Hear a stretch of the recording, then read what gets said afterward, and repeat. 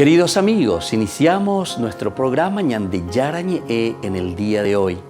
Y antes imploramos la presencia del Señor que abra nuestras mentes, nuestros corazones y entendamos su voluntad de nuestra vida. Rezamos en primer lugar por nuestros gobernantes, electos por el pueblo, por la gente, para responder a las necesidades de la comunidad. Rezamos por la honestidad, rezamos por el servicio y rezamos sobre todo por la generosidad. Y al mismo tiempo elevemos nuestras súplicas por cada una de nuestras familias en el día de hoy. Que el Señor Jesús bendiga nuestros hogares, a papá, a mamá, a los hijos. Y por último rezamos también por todos los agentes de pastoral que están al frente de evangelizar y hacer llegar la palabra de Dios en la construcción del reino de Dios. Iniciamos de esta manera en el día de hoy nuestro programa Ñande Yarañe. Este programa cuenta con el apoyo de la Fundación Santa Librada. Bienvenidos a Ñande Yarañe, un espacio de reflexión donde compartimos con el Padre Víctor Luis Cabañas sus conocimientos sobre el Antiguo y Nuevo Testamento.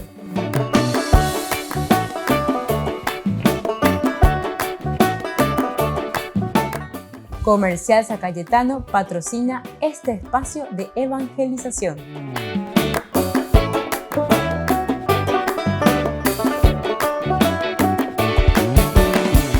Queridos amigos, estamos iniciando con nuestro programa Ñande Yarañe Antiguo Testamento. Estamos con el libro de Josué. Estamos reflexionando sobre este hermoso libro, sobre la teología de Josué. Queremos mirar ahora el conflicto del altar desde los versículos 9 al 34 del capítulo 22 capítulo 22 del 9 al 34 de este libro. Hay un conflicto entonces, el altar levantado a orillas del Jordán.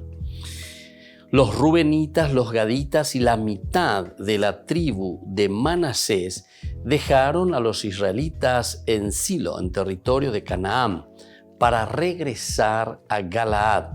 Esta era la tierra de su propiedad, donde se habían establecido conforme a la orden que el Señor había dado por intermedio de Moisés. Pero al llegar a los distritos del Jordán, que están en territorio de Canaán, los rubenitas, los gaditas y la mitad de la tribu de Manasés levantaron a orillas del Jordán un altar de aspecto imponente. Cuando los israelitas se enteraron de lo sucedido, dijeron: los rubenitas, los gaditas y la mitad de la tribu de Manasés han erigido ese altar frente al territorio de Canaán, en los distritos del Jordán, más allá del territorio de los israelitas. Y una vez informados del hecho, toda la comunidad de los israelitas se reunió en Silo para ir a combatir contra ellos. Pero antes enviaron al sacerdote Pinjás, hijo del sacerdote Eleazar, y a otros 10 jefes, uno por cada tribu, para que se entrevistaran con los rubenitas, los gaditas y la mitad de la tribu de Manasés en el territorio de Galaad. Todos ellos eran jefes de familia en los clanes de Israel. Cuando llegaron a Galaad, donde estaban los rubenitas, los gaditas y la mitad de la tribu de Manasés, les hablaron en estos términos: toda la comunidad del Señor dice lo siguiente: ¿cómo se explica esta infidelidad que ustedes han cometido contra el Dios de Israel al erigir un altar? Así ustedes hoy se han apartado del Señor y se han rebelado contra Él. ¿No teníamos bastante con el delito de Peor, del que todavía no estamos purificados y por el cual se desencadenó aquella masacre contra la comunidad del Señor? Hoy ustedes se han apartado del Señor, y si hoy se rebelan contra Él, mañana Él se irritará contra toda la comunidad de Israel. Si la tierra que les pertenece es impura, pásense a la tierra que pertenece al Señor, donde reside su morada y establezcanse entre nosotros, pero no se rebelen contra él, ni nos hagan cómplices de la rebeldía de ustedes, erigiendo un altar aparte del altar del Señor nuestro Dios. Cuando Acán, hijo de Seraj, cometió una infidelidad respecto del anatema, ¿acaso la ira del Señor no alcanzó a toda la comunidad de Israel? ¿No fue él solo el que murió por su delito? Bueno, entonces aquí esta es una primera partecita hasta el versículo 20, pero esto en realidad el problema continúa hasta el versículo 34, decíamos, ¿verdad? Del 9 al 34. Pero vamos a mirar esta primera partecita. Lo que sucede. Hay una rebelión entonces aquí en el sentido de que están levantando un altar. Y eso es lo que nos les está gustando, ¿verdad? El hecho de levantar un altar, porque eso es rebelarse contra Dios. Durante su vuelta, es decir, al volver, después de la despedida que nosotros habíamos leído en los versículos anteriores, las tribus de Transjordania levantan junto al Jordán un altar de grandes proporciones.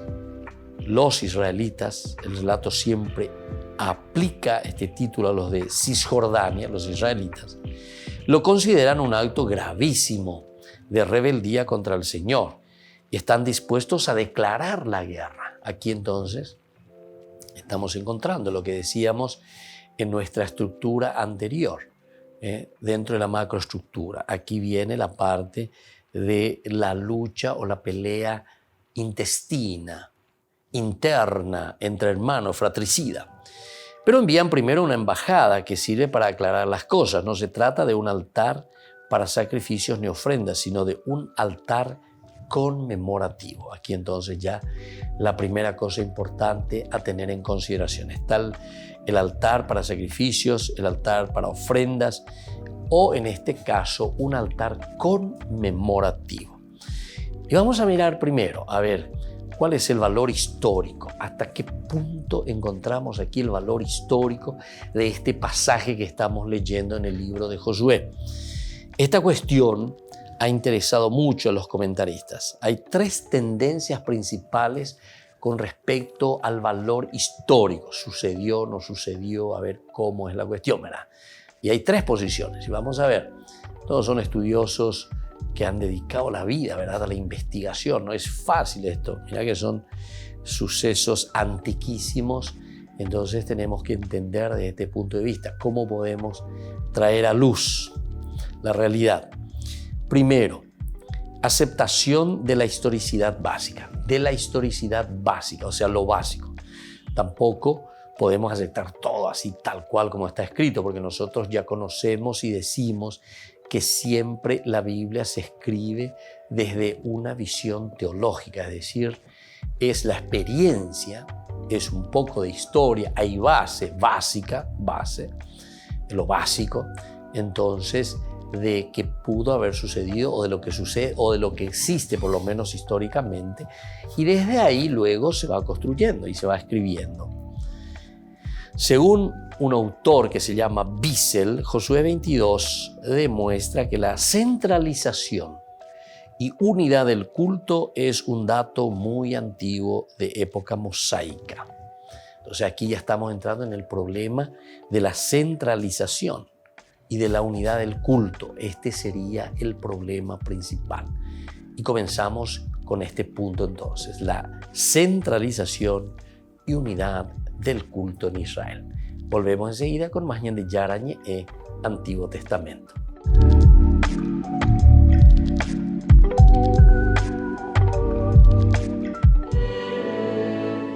El domingo a las 9 de la mañana en la Basílica de San Pedro, el Papa Francisco presidirá una ceremonia de ordenación episcopal con sabor de despedida. Se trata de su exmaestro de ceremonias, Guido Marini, a quien Francisco nombró obispo de Tortona, en el norte de Italia. Guido Marini ha sido el único maestro de ceremonias del pontificado de Francisco y fue uno de los protagonistas del cónclave que lo eligió. Extra omnes. Ahora dejará este encargo para desempeñar la nueva función encomendada por el Papa. En la ceremonia, Francisco también ordenará obispo al chileno Andrés Ferrada Moreira, el nuevo secretario de la Congregación para el Clero. Fue uno de los primeros clérigos que se apartó del carismático ex sacerdote Fernando Karadima en el 2010. Ferrada Moreira dio crédito a Juan Carlos Cruz, James Hamilton y José Andrés Murillo, víctimas de los abusos sexuales cometidos por Karadima. Ivy y Kevin son una pareja de recién casados que han viajado de California a Roma para recibir la bendición del Papa. Se presentaron en la audiencia general así, con sus trajes tradicionales. We are coming from California. Venimos de California, del condado de Orange. Llevamos nuestros vestidos de boda tradicionales de Vietnam. This is our honeymoon. Esta es nuestra luna de miel. Llegamos hace 5 días y estaremos una semana. Nos encanta Italia, es preciosa. Para la pareja es un sueño hecho realidad, poder saludar al Papa e intercambiar unas palabras con él. Es importante para nosotros obtener la bendición del Papa porque es un sueño hecho realidad para cualquier católico. Pudimos conocerle, recibir la bendición, darle la mano. Es algo muy especial. Ni la lluvia romana ni las 10 horas de vuelo han sido capaces de llevarse la ilusión con la que esta joven pareja californiana se va de la ciudad eterna.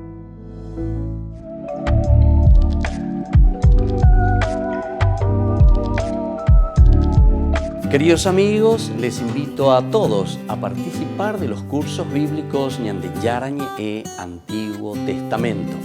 A través de YouTube, visite nuestra biblioteca virtual Ñande Yarañe e Antiguo Testamento. Y les invito a todos a suscribirse y a activar la campanita. Nos vemos allí. Ñande Yarañe e Antiguo Testamento.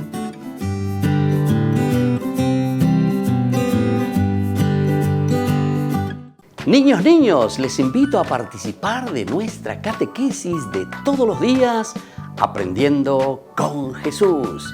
Desde las 18 horas nos encontramos por YouTube. No se olviden, queridos niños, que Jesús a través de su palabra nos enseña tantas cosas lindas.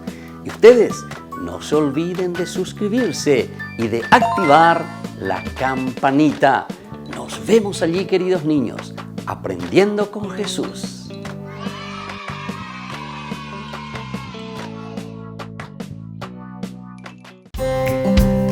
Y les dio el poder para expulsar demonios y curar todas las enfermedades. La Arquidiócesis de la Santísima Asunción les invita a las jornadas de liberación y sanación con el Padre José Antonio Fortea y el Padre Víctor Luis Cabañas.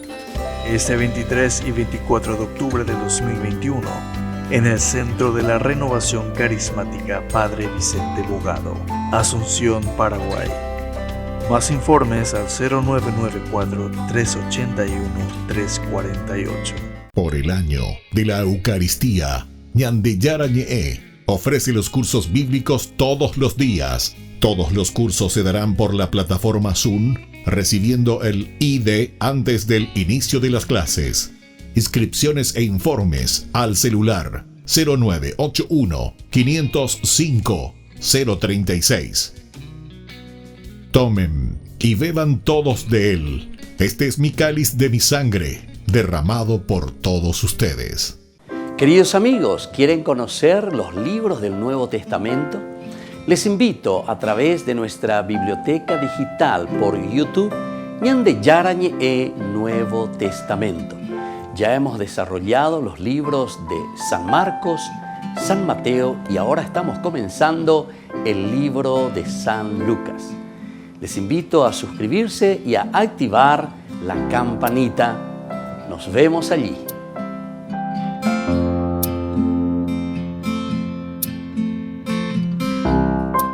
Ñande Yarañe ofrece el curso modular básico para la plataforma Zoom con un programa académico especial por el mes de octubre. Lunes, Movimiento Profético. Miércoles, La Misericordia del Señor. Viernes, Judas. ¿Cuándo murió? Todo por la plataforma Zoom de 20 a 21 horas. Más informes al 0981-505-036.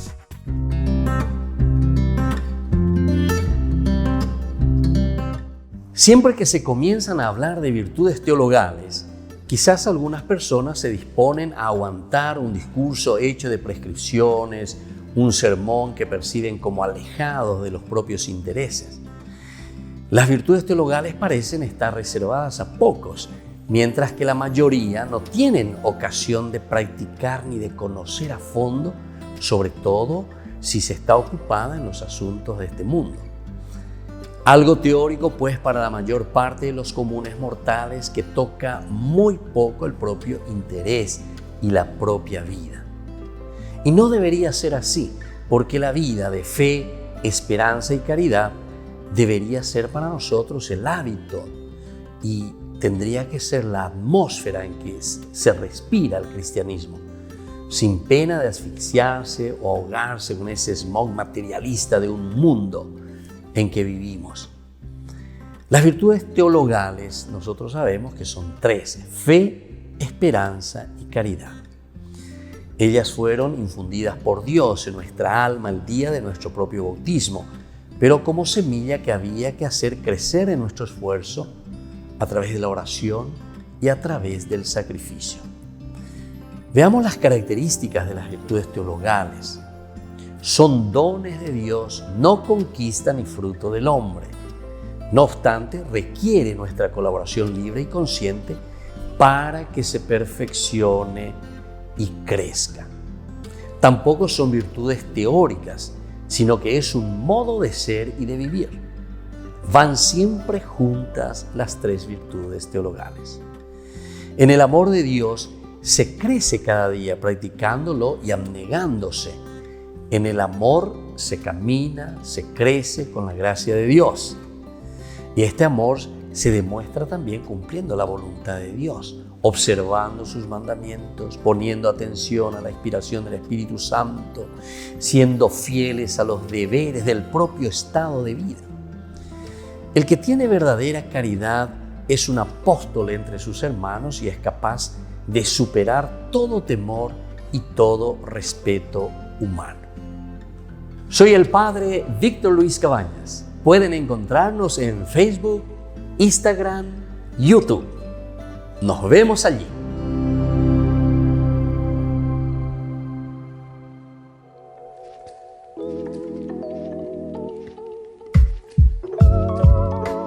Queridos amigos, seguimos con Ñande Yarañe, Antiguo Testamento, y estamos nosotros reflexionando sobre este capítulo 22. Estamos en este versículo en que encontramos desde el 22, versículo 9 en adelante, este problema, ¿verdad?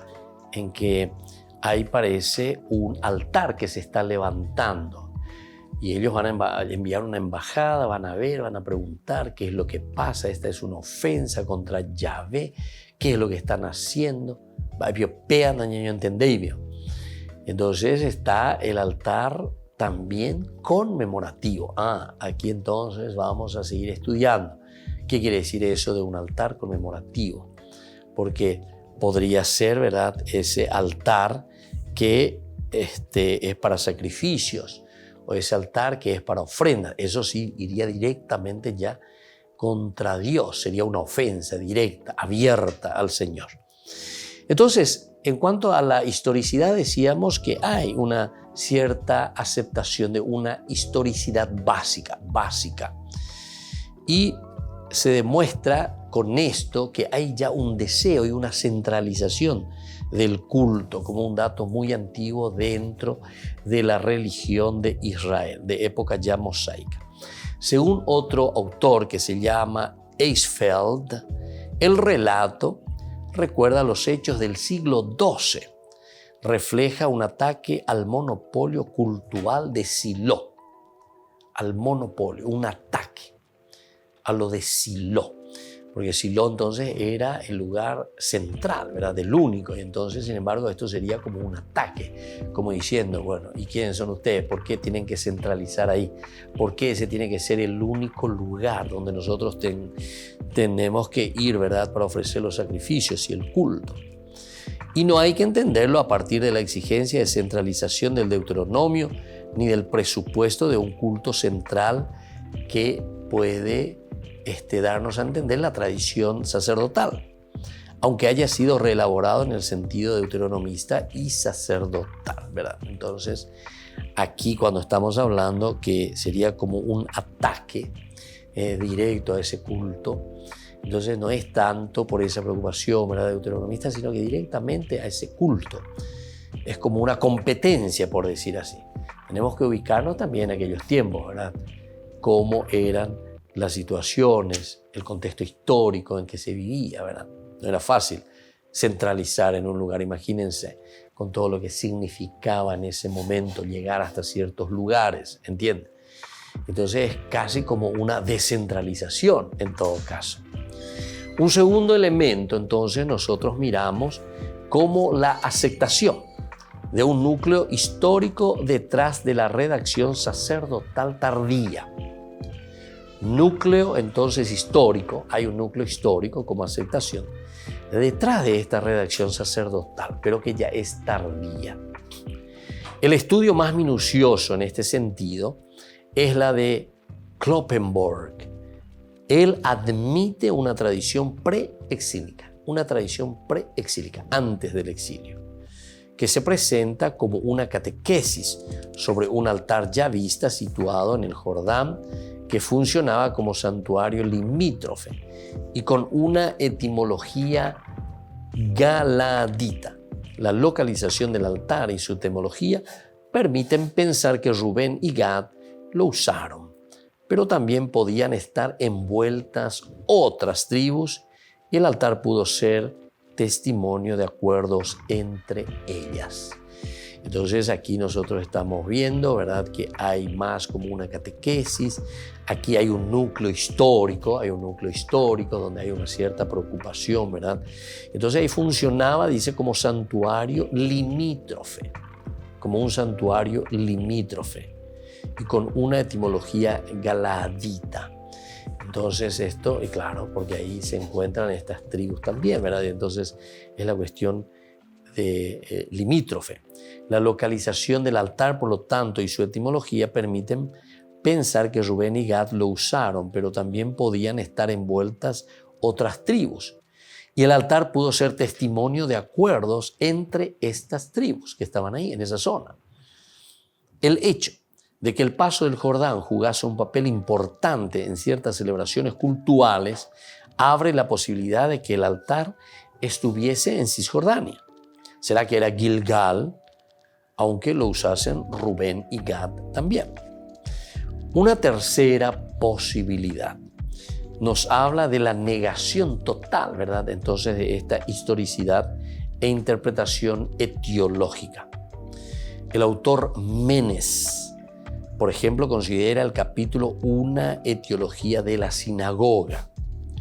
Los exiliados necesitaban dar culto fuera de Israel y acudieron a la sinagoga como copia del altar de Jerusalén, pero evitando los sacrificios de acuerdo con la teoría post-deuteronomista. Sobre todo encontramos en Ezequiel 11, 14, 16. Ezequiel 11, 14, 16. Vamos a mirar un poco lo que nos dice este profeta cuando nos habla de la posibilidad, ¿verdad? Entonces, fuera que Ezequiel 11, del versículo 14, dice: la palabra del Señor me llegó en estos términos: hijo de hombre, los habitantes de Jerusalén dicen esto de tus hermanos, de tus parientes y de toda la casa de Israel. Ellos están lejos del Señor. A nosotros se nos ha dado esta tierra en posesión. Por eso di: así habla el Señor. Sí, yo los conduje a naciones lejanas. Sí, yo los dispersé entre los pueblos. Pero soy momentáneamente un santuario para ellos en los países a donde han ido. Por eso di: así habla el Señor. Yo los reuniré de entre los pueblos, los congregaré de entre los países donde han sido dispersados y les daré la tierra de Israel. Entonces, esto encontramos aquí en el capítulo 11, ¿verdad?, del libro de Ezequiel. Volvemos enseguida con más Ñande Yarañe en Antiguo Testamento.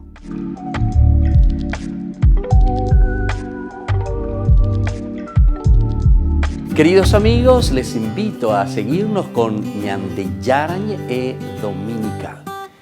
La Iglesia pedagógicamente nos presenta 3 lecturas que nos ayudan a reflexionar y a vivir la palabra del Señor.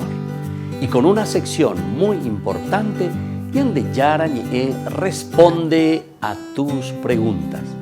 Todos los domingos, Ñande Yarañe Dominical. Y no se olviden de suscribirse y de activar la campanita. Nos vemos allí.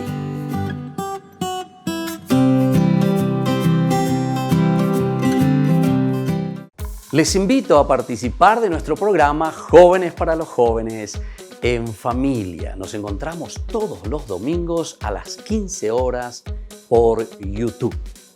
Allí participamos y encontramos a jóvenes venidos de distintas latitudes de nuestro país con sus ideales, con sus proyectos, con sus actividades, con sus esperanzas y principalmente con sus testimonios de vida. Les invito a acompañarnos todos los domingos por YouTube, Jóvenes para los Jóvenes en Familia.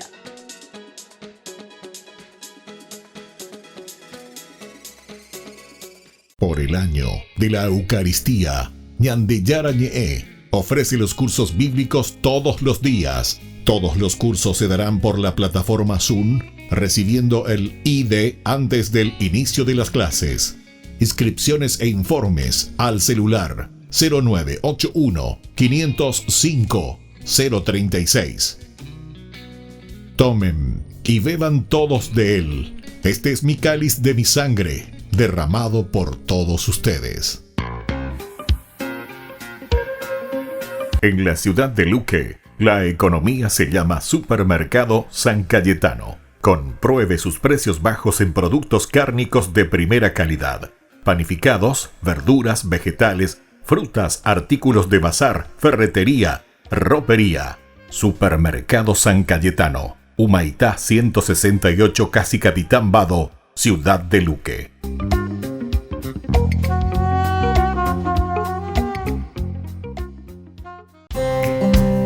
Y les dio el poder para expulsar demonios y curar todas las enfermedades. La Arquidiócesis de la Santísima Asunción les invita a las jornadas de liberación y sanación con el Padre José Antonio Fortea y el Padre Víctor Luis Cabañas. Este 23 y 24 de octubre de 2021, en el Centro de la Renovación Carismática Padre Vicente Bogado, Asunción, Paraguay. Más informes al 0994-381-348. Ayúdanos a sostener este espacio de evangelización. Depende de vos que esta evangelización siga a través de los medios de comunicación. Mensualmente podés abonar a esta cuenta bancaria y también a los giros Tigo. Recordá, este espacio es para vos. Muchas gracias por tu aporte. Ñande Yarañe ofrece el curso modular básico para la plataforma Zoom con un programa académico especial por el mes de octubre. Lunes, Movimiento Profético. Miércoles, La Misericordia del Señor. Viernes, Judas.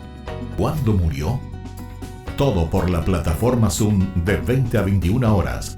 Más informes al 0981 505 036. Queridos amigos, les invito a participar de la Santa Eucaristía todos los días a las 6:30 de la mañana.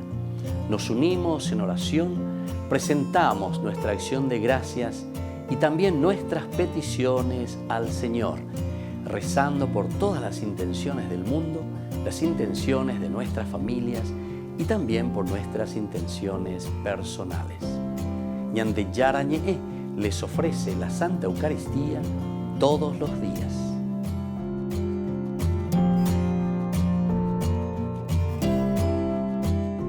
Santa Teresa de Calcuta nos presenta estas frases para reflexionar sobre el amor. Lo que importa es cuánto amor ponemos en el trabajo que realizamos. Muchas veces basta una palabra, una mirada, un gesto para llenar el corazón del que amamos. Difunde el amor donde quiera que vayas. No dejes que nadie se aleje de ti. sin ser un poco más feliz. El trabajo sin amor es esclavitud. Cada obra de amor llevada a cabo con todo el corazón siempre logrará acercar a la gente de Dios.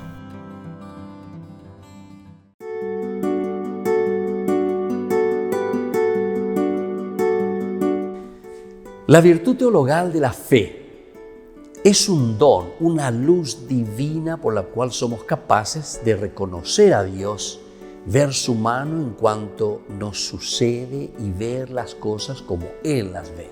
Por lo tanto, la fe no es un conocimiento teórico, abstracto de doctrinas que debemos aprender. La fe es la luz para poder entender las cosas de Dios, es adherirse a Dios. Tiene una característica muy importante. La fe es el encuentro con Dios, con su designio de salvación. Y también con la fe el hombre responde libremente a este encuentro con Dios, entregándose a Él con la inteligencia, con la voluntad. La fe es sencilla, no está hecha de elucubraciones, de discursos, sino de una verdadera adhesión a Dios, así como María, así como Abraham, como los profetas. La fe es vital, es decir, debe cambiar mi vida, demostrarse en mi vida. Por eso hay que vivir de fe. La fe es la experiencia, es decir, es un conocimiento de Dios en la intimidad.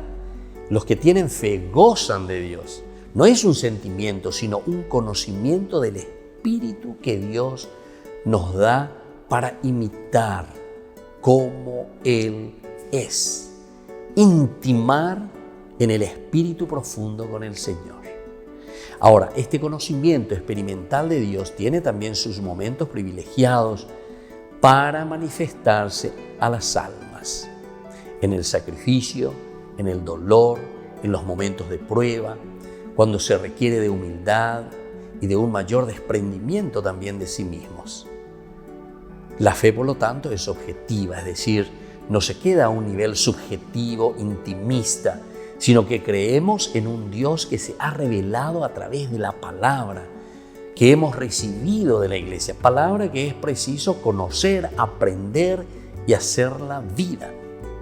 Los dogmas de la Iglesia son luces en el camino de nuestra fe, nos iluminan y nos lo hacen muy seguro. La fe, por otra parte, termina también en compromiso. Compromete la vida con Dios en la fidelidad a su ley y en la donación total al Señor. Compromiso de defenderla con mi palabra y testimonio, alimentarla con la continua lectura y meditación de la Biblia y difundirla también a mi alrededor en el apostolado. Soy el Padre Víctor Luis Cabañas. Pueden encontrarnos en Facebook, Instagram, YouTube. Nos vemos allí.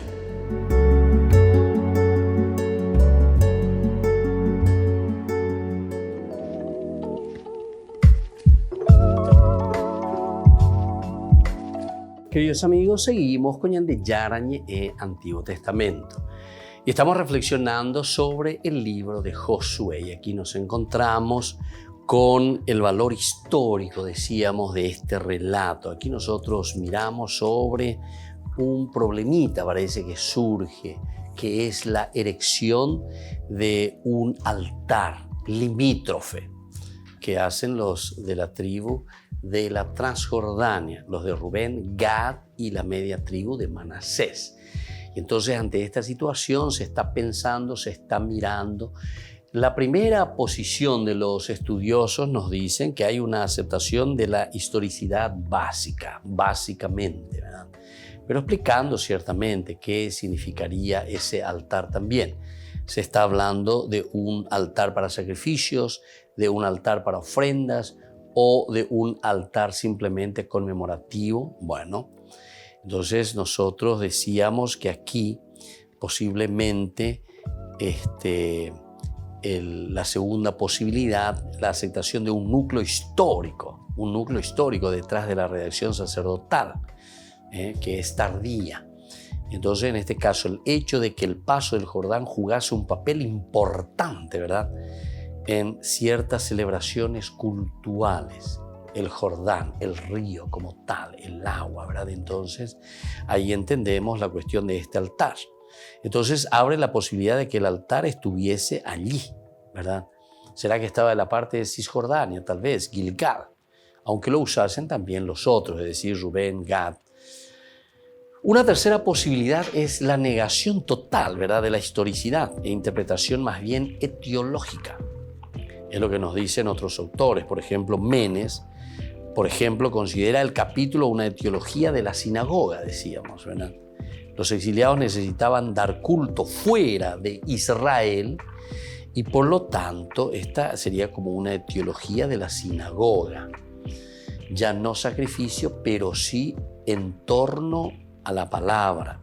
Los exiliados necesitaban dar culto fuera de Israel y acudieron a la sinagoga como copia del altar de Jerusalén, pero evitando los sacrificios, de acuerdo con la teoría post-deuteronomista. Hemos leído Ezequiel, ¿verdad? 11, 14 y 16. Reflejan la reivindicación de los exiliados al derecho de dar culto a Yahvé, a pesar de estar lejos de Palestina. Están lejos de Palestina, pero ellos quieren dar culto y está bien, ¿verdad? Pero no tienen la posibilidad del altar y del sacrificio, y entonces de alguna manera tenemos que hacerlo. Ahora, la ley deuteronomista prohibía totalmente el culto sacrificial fuera, ¿verdad?, del templo, del altar. Se llegó, por lo tanto, al compromiso de la sinagoga. Ya que no hay sacrificio, se llega al compromiso de la sinagoga. Un altar no para sacrificios. Josué 22, donde igual que en los Salmos, la oración ocupaba el puesto del sacrificio. Interesante.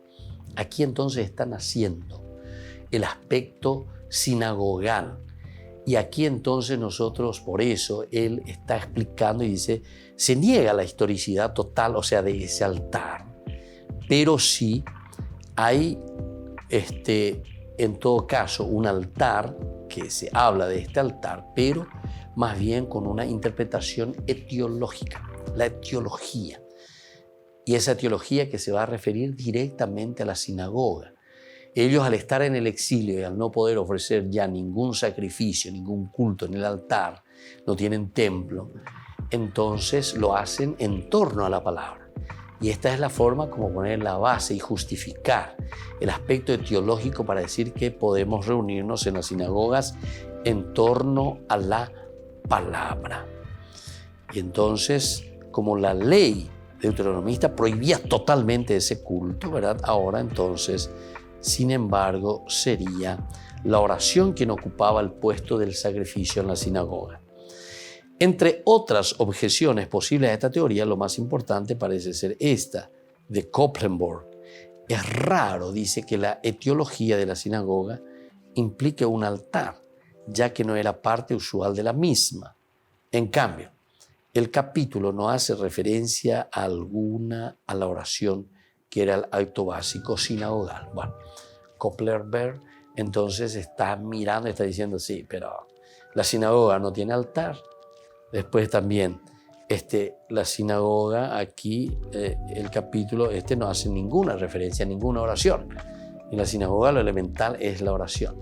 Aquí te habla de altar y punto, de un altar y punto. Entonces,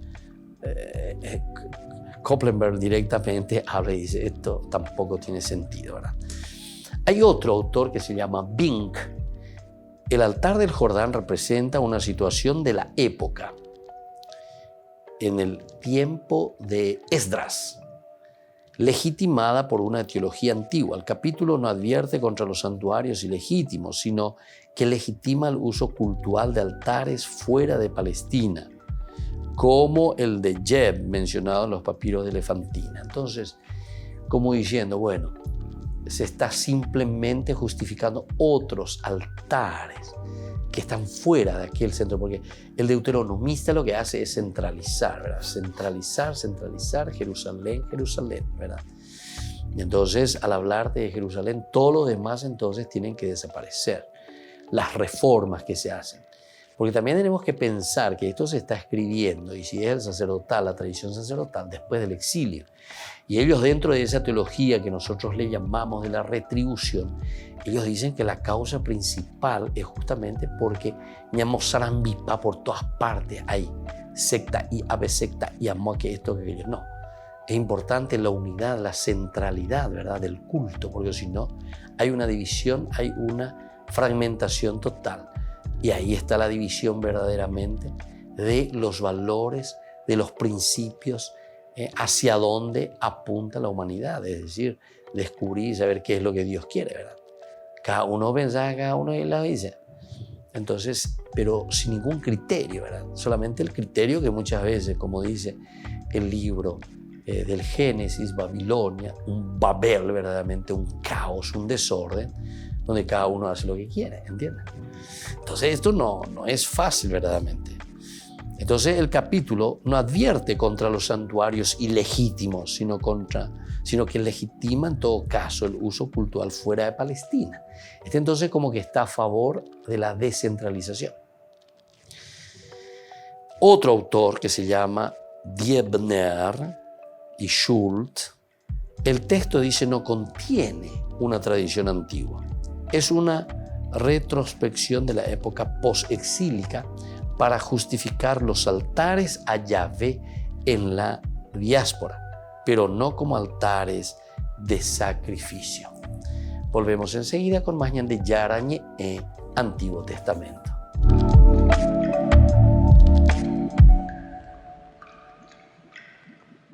Por el año de la Eucaristía, Ñan de Yarañe ofrece los cursos bíblicos todos los días. Todos los cursos se darán por la plataforma Zoom, recibiendo el ID antes del inicio de las clases. Inscripciones e informes al celular 0981 505 036. Tomen y beban todos de él. Este es mi cáliz de mi sangre, derramado por todos ustedes. En la ciudad de Luque, la economía se llama Supermercado San Cayetano. Compruebe sus precios bajos en productos cárnicos de primera calidad.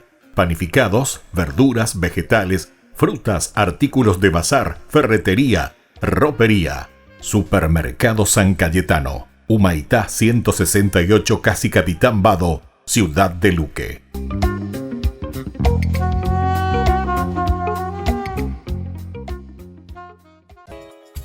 Ayúdanos a sostener este espacio de evangelización.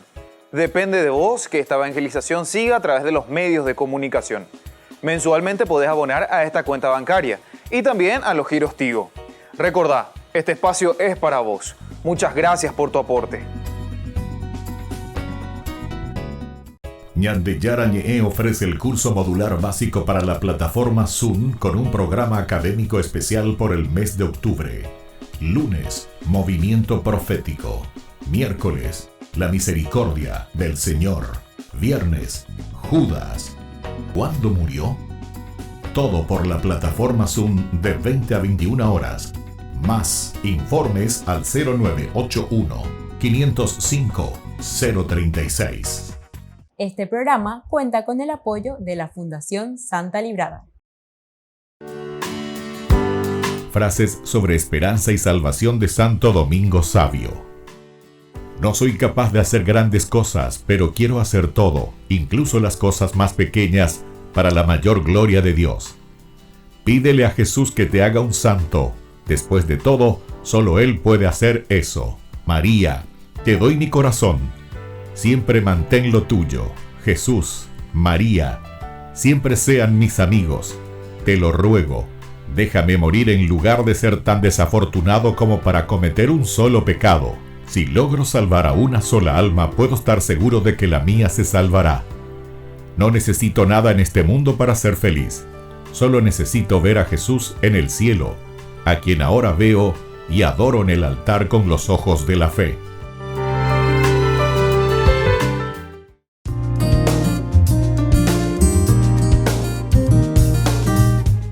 La virtud teologal de la caridad, como hablamos de la fe y la esperanza que no tiene ningún sentido sino desembocan en el amor sobrenatural o caridad cristiana. Por la fe, nosotros tenemos el conocimiento de Dios. Por la esperanza, nosotros confiamos en el cumplimiento de las promesas de Cristo. Y por la caridad, nosotros obramos de acuerdo a las enseñanzas del Evangelio.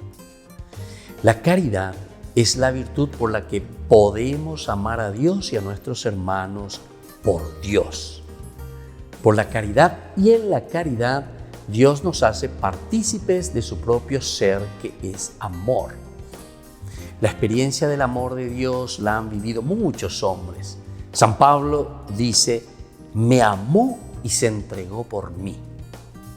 Y quienes han experimentado este amor han quedado satisfechos y han dejado todas las seguridades de la vida para corresponder a este amor de Dios. Hay algunas características esenciales del amor de Dios. El amor de Dios es lo más cierto y lo más seguro. Existió desde siempre, estaba antes que naciésemos.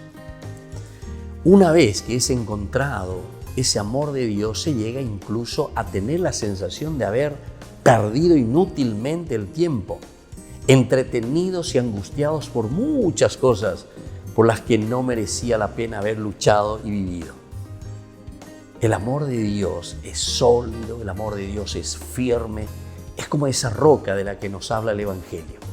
El amor humano hay que sostenerlo continuamente, alimentarlo constantemente, bajo pena de apagarse. El amor de Dios es siempre nuevo, fresco, bello en cada instante. La experiencia de San Agustín es muy reveladora para nosotros. Tarde te amé, hermosura tan antigua y tan nueva, tarde te amé. Y tú estabas dentro mío y yo fuera. Y así, por fuera te buscaba, deforme como era, me lanzaba sobre las cosas hermosas que tú creaste. Tú estabas conmigo más que yo no estaba contigo. Me llamaste y clamaste y quebrantaste mi sordera, brillaste y resplandeciste y curaste mi ceguera. Exhalaste tu perfume y lo aspiré y ahora te anhelo. Gusté de ti y ahora me siento con hambre y sed de ti. Me tocaste y deseé con ansia la paz que procede de ti. Esto lo encontramos en el libro de las Confesiones de San Agustín. Las características del amor: la sinceridad y la pureza. Debe ser un amor que nace de la interioridad de la persona. No puede ser un amor de apariencias. Jesús mira siempre el corazón de la gente y por eso alaba también a esa pecadora arrepentida y echa en cara la hipocresía de los fariseos. El servicio al necesitado, socorrer al que tiene necesidad en el cuerpo y en el alma. Cristo cura las enfermedades, da de comer, consuela a los tristes, ilumina la mente y el corazón, ofrece el perdón. Servir al otro porque percibimos el valor de las almas y de su salvación. Otra característica es el perdón y la misericordia. Estas son expresiones más exquisitas del amor que Dios nos ofrece a través del ejemplo de su Hijo Jesucristo, que muere en la cruz y entrega hasta la última gotita de su sangre. Posiblemente la faceta del perdón que más cuesta es el olvido de las injurias y de la difamación. Solamente la gracia de Dios puede conceder la paz, el perdón, el amor hacia el difamador. Y otra característica es también la universalidad y la delicadeza de la caridad. Es universal porque tengo que amar a todos por ser hijos amados de Dios. Delicada porque busca manifestarse en las cosas pequeñas. Tiene en cuenta las características y sensibilidad de cada persona. Tenemos el himno de la caridad de San Pablo, 1 Corintios capítulo 13. La caridad es paciente, no se irrita. Paciencia no es ese encogerse de hombros ante las contrariedades y aguantar hasta tiempos mejores, ni ese ¿qué le vamos a hacer? Es aguante pero positivo, cara a Dios, que se sobrepone a la indiferencia, a las contrariedades, a los malos tiempos, a la ingratitud, porque descansa en Dios. La caridad es benigna, nos dice Pablo, es decir, engendra el bien, dulzura, bondad. La caridad no es envidiosa, ni se hincha, porque la caridad se da. La caridad todo lo tolera, no es interesada.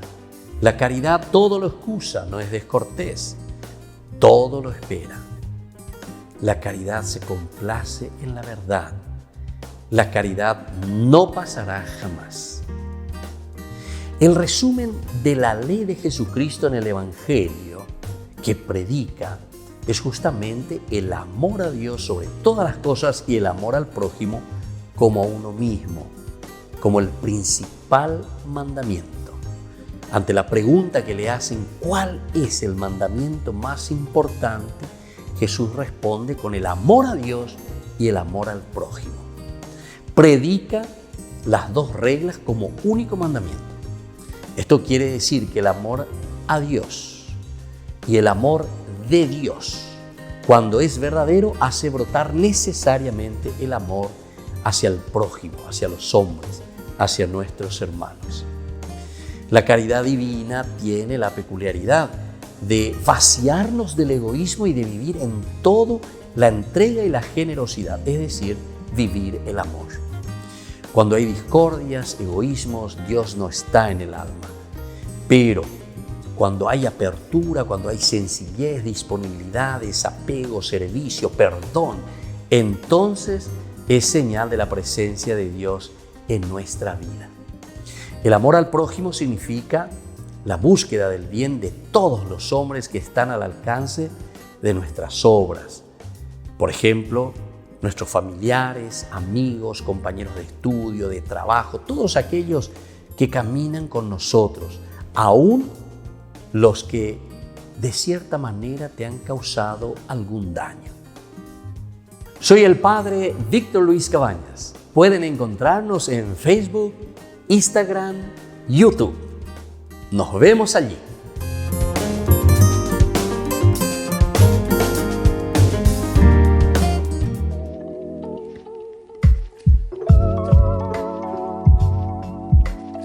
Queridos amigos, seguimos con Ñande Yarañe Antiguo Testamento y estamos mirando este capítulo tan interesante, capítulo 22. Aquí hay un conflicto, decimos nosotros, del altar, así lo llamamos.